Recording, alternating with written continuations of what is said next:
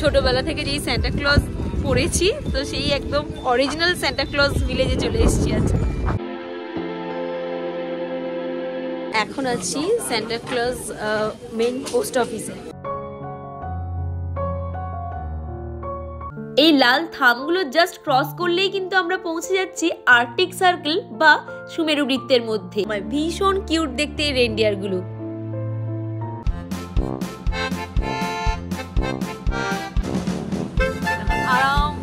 মানে আলাদাই এক্সপিরিয়েন্স, মানে ভাষায় বোঝাতে পারবো না। সান্টা ক্লজ ঠিক যেভাবে স্লেজ গাড়িগুলোতে করে এসে নামে, নিজেদের কোনো একটা সেন্টা সেন্টা মনে হচ্ছে। হ্যালো এভরিওয়ান, আমি দর্শনা, আর দর্শনার বিদেশ দর্শনের নতুন একটি ব্লগে সবাইকে অনেক অনেক স্বাগত। আজকে আমাদের ফিনল্যান্ড ট্রিপের 3rd দিন, আর এখন আমরা চলে এসেছি সান্টা ক্লজ ভিলেজে। চলুন বিশাল বড় এই ভিলেজটা আমরাও ঘুরি আর সাথে আপনাদেরকেও ঘুরে দেখাই। এই হচ্ছে সান্টা ক্লজ ভিলেজ। চারিদিকে প্রচুর বরফ, কিন্তু কালকে বৃষ্টি হওয়ার জন্য বরফগুলো গলে গেছে আর ওপরটা প্রচণ্ড স্লিপারি হয়ে গেছে। ছোটবেলা থেকে যেই সান্টা ক্লজ পড়েছি, তো সেই একদম অরিজিনাল সান্টা ক্লজ ভিলেজে চলে এসেছি আজ। সান্টা ক্লজ ভিলেজে ঢুকলে একদম সামনেই যেটা আছে সেটা হলো মিট সেন্টার, একটা বাড়ি। তো এখানে অরিজিনাল সান্টা ক্লজের সাথে মিট করা যায়। আর এটা হলো Santa Claus main post office. তো চলুন ভিতরে ঢুকে দেখা যাক এখানে কি কি আছে।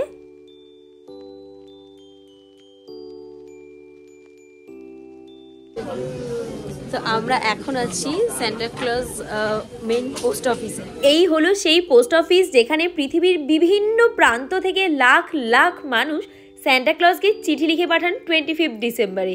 তো সেই সমস্ত চিঠিগুলো কিন্তু এসে জমা পড়ে এই পোস্ট অফিসেই। এছাড়াও এখানে সান্টা ক্লজ থিমের ওপরে প্রচুর পোস্টকার্ড রাখা আছে, যেগুলো নিয়ে আপনি আপনার বাড়ির খুদে সদস্য বা আপনার প্রিয় মানুষজনের জন্য কিছু লিখে উইশ করে বাড়ির অ্যাড্রেসে পাঠিয়ে দিলে কিন্তু ঠিক পৌঁছে যাবে। আর এখানে আবার 2 রকমের মেল বক্স আছে, একটা নর্মাল মেল বক্স আর একটা 25 ডিসেম্বর স্পেশাল মেল বক্স। এই ইয়েলো মেল বক্সটা হলো বছরের যে কোনো দিনে পৌঁছে যাবে, এটা নর্মাল মেল বক্স।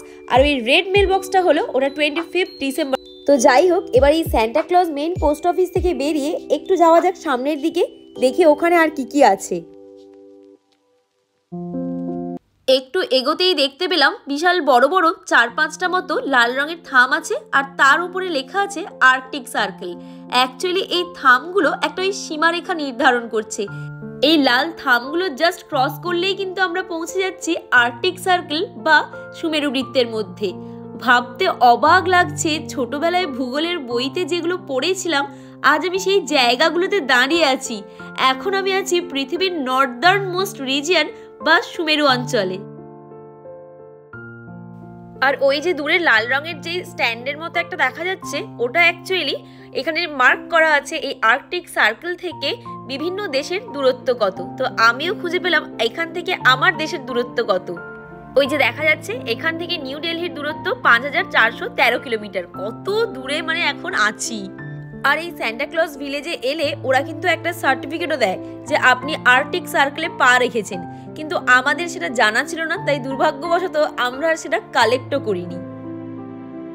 এখানে বেশ কিছুক্ষণ সময় কাটালাম, এত সুন্দর লাগছিল চারিদিকটা। তবে খুব বেশিক্ষণ না বাইরে দাঁড়ানো যাচ্ছিল না, প্রচণ্ড হাওয়া দিচ্ছিল, বৃষ্টি পড়ছিল, আর তার সাথে ঠান্ডা তো আছেই। তাই একটুখানি করে ঘুরছিলাম, ছবি টবি তুললাম, দিয়ে আবার ভেতরে ঢুকে পড়ছিলাম।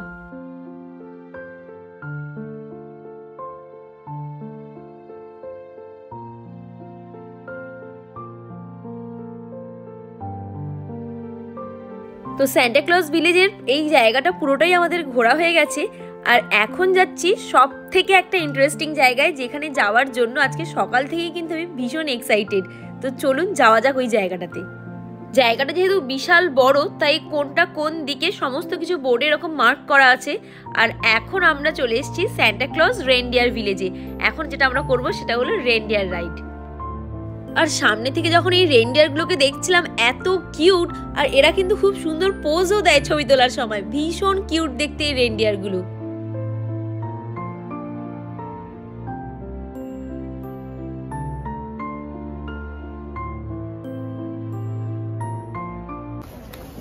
আর এদিকে এত ঠান্ডা, তো এরকম বেশ কিছু জায়গায় আগুন জ্বালিয়ে রেখেছে, ওই হাত ফাতগুলো একটুখানি তাপ নিলাম। দিতে একটু হাতটা ঠিকঠাক হলো, প্রচুর ঠান্ডা ছিল। আর এই রেনডিয়ার ভিলেজে ঢুকলে একদম ফার্স্টেই পড়বে এই টিকিট কাউন্টার। আমাদের যদিও বা টিকিট কাটতে হয়নি, কারণ আমরা অনলাইনেই বুক করে রেখেছিলাম। আর পার হেড টিকিট পড়েছিল 120 ইউরো, মানে ওই প্রায় 11,000 টাকার কাছাকাছি। উঠে পড়েছে এখন স্লেজ গাড়িতে, আর এটা মোটামুটি ওই 40-45 মিনিটের মতো একটা জার্নি।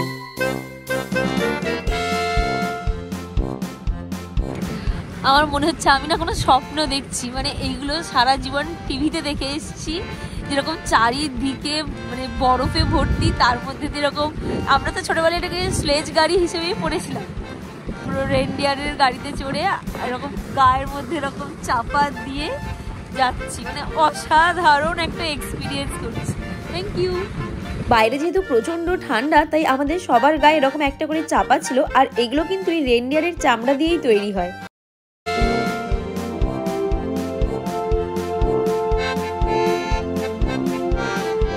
ওই যে দূরে যে বাড়িগুলো দেখা যাচ্ছে, ওগুলো কিন্তু অ্যাকচুয়ালি গ্লাস ইগলু।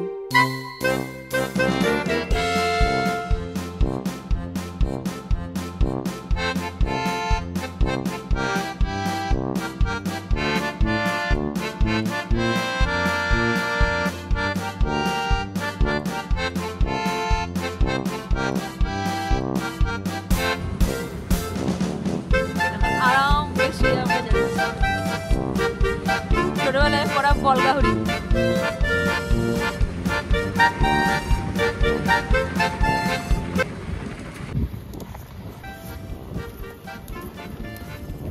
পুরো আর্কটিক সার্কেলের মধ্যে দিয়ে যাচ্ছি, চারিদিক সাদা, তার মধ্যে আবার স্নোফল হচ্ছে, মানে আলাদাই এক্সপিরিয়েন্স, মানে ভাষায় বোঝাতে পারবো না। চারিদিক মানে সান্টা ক্লজ ঠিক যেভাবে এই স্লেজ গাড়িগুলোতে করে এসে নামে, নিজেদের কোনো একটা সেন্টা সেন্টা মনে হচ্ছে।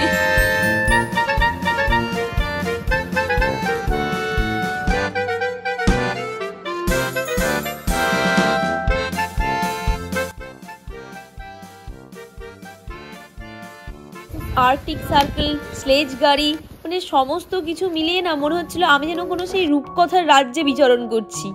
তো যাই হোক, আমাদের রেনডিয়ার রাইড কমপ্লিট। আর এখন প্রচণ্ড ঠান্ডা লাগছে বলে আমরা ওই আগুনে একটু হাত সেঁকছিলাম, আর তার সাথে আমাদেরকে একটা করে সসেজ দিয়েছিল প্রত্যেককে খেতে, একটা দুটো মানে যে জটা নিতে পারে। আগুনে হাত সেঁকতে যে কি আরাম লাগছে, বাপরে বাপ, মনে হচ্ছে এইখানেই পুরো দাঁড়িয়ে থাকি। বাইরে স্নোফল হচ্ছে, এখানে আগুন জ্বালিয়ে সসেজ পোড়ানো হচ্ছে, আমরা খাবো। এই যে এত সসেজ পুড়িয়েছে, সেই সসেজ একদম পুরো কালো হয়ে ছাই হয়ে যাওয়ার জোগাড়। তো যাই হোক, ওটাই এখন আমরা খাচ্ছি আর কি। এটা হচ্ছে এখন আমাদের লাঞ্চ চলছে, স্নোফল, তার মধ্যে হচ্ছে সসেজ খাওয়া, সাথে দিয়েছে ব্লুবেরি জুস। হট ড্রিঙ্কস, কিন্তু মানে ধোঁয়া উঠছে, কিন্তু খেয়েও খুব একটা মনে হচ্ছে না বিশাল গরম বলে। সসেজ, হট ড্রিঙ্কস সমস্ত কিছু খাওয়া হয়ে গেছে, পেটটা মোটামুটি একটুখানি ভরে গেছে। তো চলুন এবার বাকি জায়গাটা ঘুরে দেখি।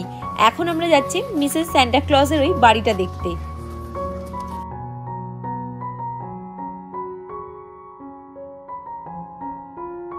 এই যে সামনে যে সুন্দর একটা বাড়ি দেখতে পাওয়া যাচ্ছে, এটাই হলো মিসেস সান্টা ক্লজের বাড়ি।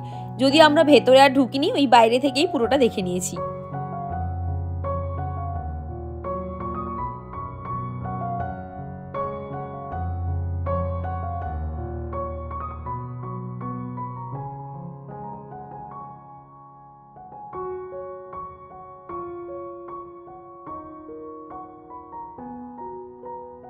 এই কাঠের সিঁড়িগুলো দিয়ে একটু ওপরে উঠে পুরো ভিলেজটাকে দেখা যাচ্ছিল।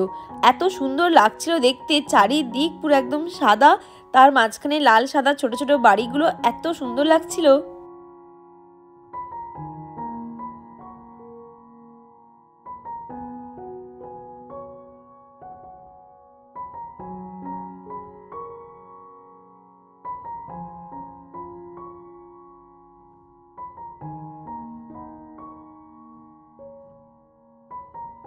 গা হাত পা একদম প্রচন্ড ঠান্ডা হয়ে গেছে, মানে পাটা পুরো কনকন করছে।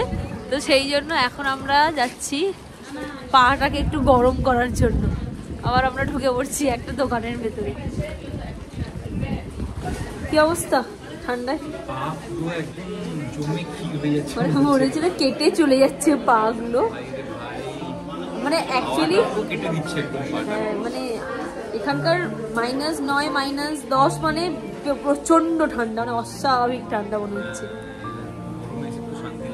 সেই বেশ কিছুক্ষণ এখানে বসে হাত পাটা একটু গরম করে তারপরে এখানকার মানে এখানে কি কি আছে সেই চারিদিকটা একটু ঘুরে দেখলাম। তো সামনেই দেখলাম এরকম সান্টা ক্লজ অফিস, যেহেতু সান্টা ক্লজ ভিলেজ তো সান্টা ক্লজ রিলেটেডই সমস্ত জিনিসে ভর্তি চারিদিক।